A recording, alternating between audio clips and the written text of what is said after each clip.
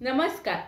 काल सर्वत्र 8 मार्च हा दिवस अत्यंत उत्साहात जागतिक महिला दिन म्हणून साजरा केला गेला। या दिवशी तुम्ही महिला दिनावर आधारित अनेक कविता वाचल्या असतील किंवा ऐकल्याही असतील आणि आपल्यापैकीच काही जणांनी अशा कविता स्वतः लिहिल्या देखील असतील आणि मीच देखील स्वतः एक कविता लिहिली आहे। त्या कवितेचे वाचन मी या भागात तुम्हाला करून दाखवणार आहे। माझ्या कवितेचे नाव आहे स्त्री। ती म्हणजे ती असते, मायेची पाखर असते, सर्वांची शान असते, ती एक आई असते। अद्भुत किमया घडते, भावाला तिची माया मिळते, खेळायला सोबत मिळते, ती एक बहीण असते।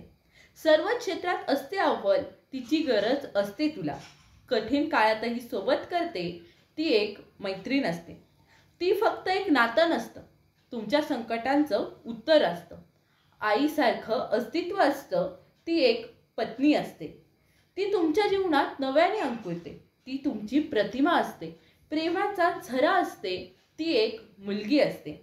ती खरंच तीच असते, आत्मविश्वास, जिद्द आणि महत्त्वाकांक्षा यांचा मेळ असते, कारण ती एक स्त्री असते। धन्यवाद।